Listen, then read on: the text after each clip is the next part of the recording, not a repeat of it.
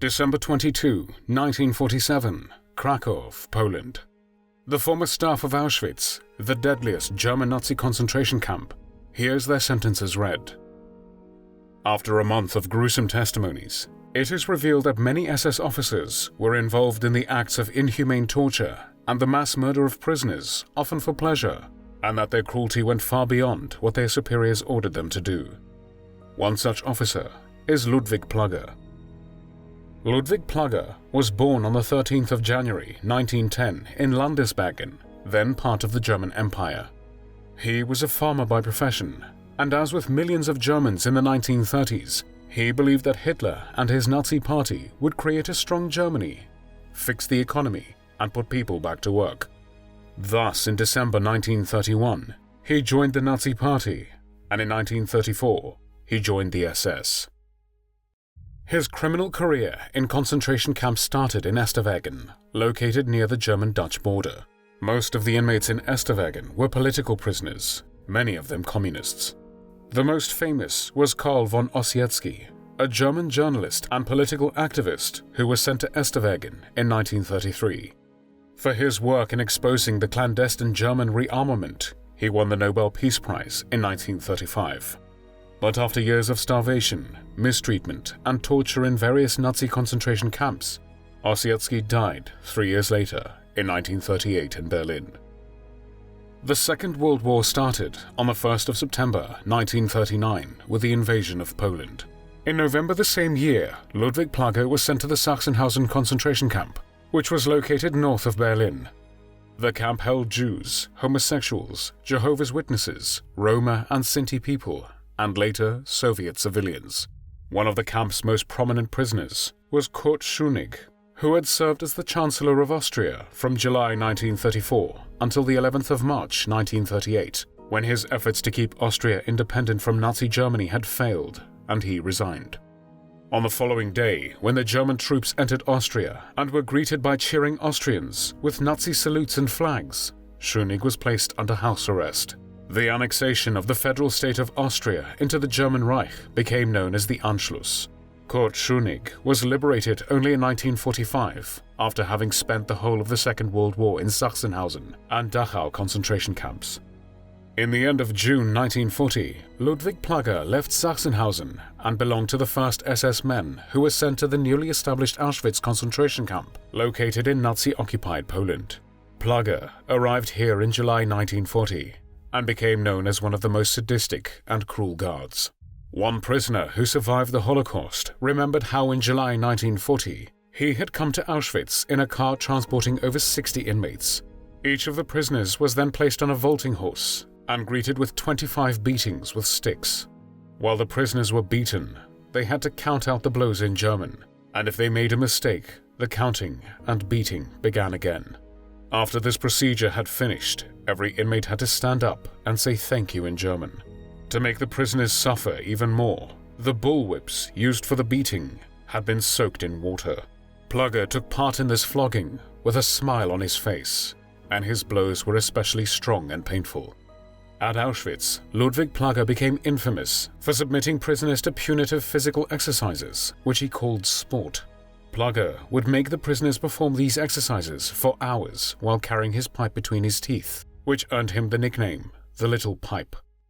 The exercises included running with their hands held up, exhausting marches on bare feet, crawling on gravel on their elbows, so-called goose-stepping, or rolling around on the ground, during which Plagge would walk in front of the individual prisoners and kick sand in their faces, or kick them in the kidneys.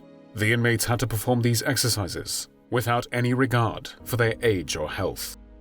Another prisoner who survived the Holocaust remembered how Plagge had done sport with his group for a period of nearly 2 weeks, during which he would come up with various exhausting exercises for the prisoners, and at the same time he would beat them every single day for no apparent reason, usually with a stick, and he did so with visible pleasure.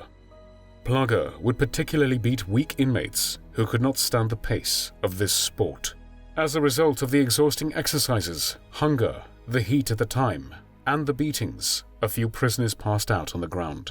They were then soaked with water, beaten, and forced to do even more exercises.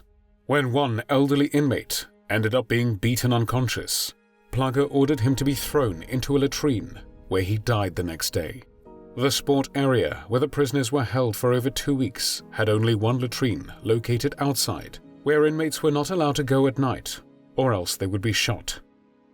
At Auschwitz, Ludwig Plagge was one of the main participants in the first mass killing of prisoners using Zyklon B. On the 3rd of September 1941, he participated in the first tentative mass gassing in Block 11 of the main camp, in which around 600 Soviet commissars and 250 sick Polish prisoners were killed with Zyklon B. Plagge also participated in the extermination action of Jews carried out in the gas chambers. He was seen enjoying selecting prisoners who were sick and unfit for work, and then sent them to their deaths. He also took part in executions carried out both by shooting at the death wall of the infamous Block 11, of which he was a block leader, and by hanging. At Auschwitz, Plagge also served in the Gypsy family camp, which existed for 17 months from February 1943. Approximately 23,000 Sinti and Roma inmates were deported to Auschwitz. Romani families deported to the Gypsy family camp were held together, instead of being separated, as was typical at Auschwitz. The conditions in the camp were horrible. One Holocaust survivor described it as hell on earth. The prisoners, half crazed with hunger, were crammed inside the barracks, which were icy cold. To keep warm, all the inmates had to huddle together. When on the 2nd of August 1944, 2,897 surviving men, women and children from this Gypsy family camp were murdered in the gas chambers at Auschwitz-Birkenau, Ludwig Plagge did not belong to the Auschwitz personnel anymore, as he had been sent to the Majdanek camp earlier in October 1943.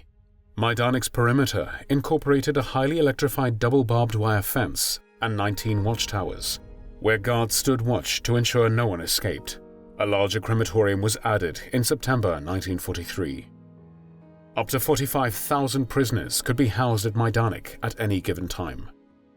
Many camp's prisoners died due to conditions in the camp: disease, starvation, temperature exposure, overwork and exhaustion, or by beatings by camp guards. Others were murdered in mass killing actions, gas chambers, and executions. Some of the prisoners were sent directly to the gas chambers upon arrival. In this sense, Majdanek operated as an extermination camp. Because by July 1944, the advancing Soviet army was very close, the Nazis began to liquidate Majdanek. Approximately 1,000 prisoners were evacuated, with only half of them reaching Auschwitz. Prior to leaving the camp, the staff destroyed incriminating documents and burnt down the large crematorium along with other buildings. However, in their urgency to flee the camp, they neglected to destroy most of the prisoners' barracks and the gas chambers. When the Soviet army liberated the camp on the 24th of July, 1944, it was virtually intact, and only a few hundred Jewish prisoners remained alive. Soviet officials invited journalists to inspect the camp and evidence of the horrors that had occurred there. Between 80,000 and 120,000 people perished in Majdanek between October 1941 and July 1944, when the camp was operational. When the Soviet army liberated Majdanek, Ludwig Plagge was already in Flossenburg concentration camp, which by then had become a key supplier of Messerschmitt Bf-109 aircraft parts. The conditions under which the camp authorities forced the prisoners to work, and the absence of even rudimentary medical care, facilitated the spread of diseases, including dysentery and typhus. In addition to the dreadful living conditions, the prisoners suffered beatings and arbitrary punishments, such as standing at attention for hours, whipping, or hanging from posts. From the 19th of March to the 23rd of April 1945, Plagge was the senior command leader of the Regensburg subcamp of Flossenburg. On the 29th of March 1945, the SS hanged 13 Allied prisoners of war, including one US soldier, who had been captured behind German lines on the Normandy coast in the previous summer. When the US forces approached the camp in mid-April 1945, the SS began the forced evacuation of prisoners, except for those unable to walk. Nearly 97,000 prisoners, of whom just over 16,000 were female, passed through the Flossenburg system between 1938 and 1945. An estimated 30,000 of them died in Flossenburg and its subcamps, or on the evacuation routes. After the end of the war, Ludwig Plagge was finally to face justice and pay for his crimes. He was arrested by the Allies on the 10th of May 1945 and handed over to the Polish authorities in March 1947. He was tried at the Auschwitz trial, which began in November 1947 and lasted 1 month. At the trial, Plugger admitted only to slapping the prisoners and making them perform the so-called sport exercises. He denied not only his participation in killing the innocent men, women and children in the gas chambers, but also in taking part in executions carried out by both shooting and hanging. In order to make the tribunal spare his life, Plugger said that after serving his sentence, he would atone for his crimes and therefore would be regarded as a good man. However, his lies did not help him escape justice.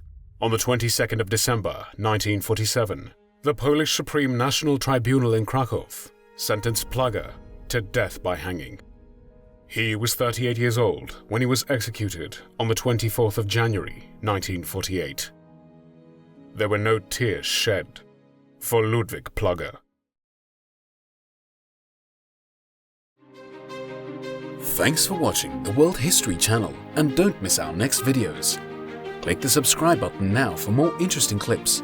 Give us a like and see you in the following episode.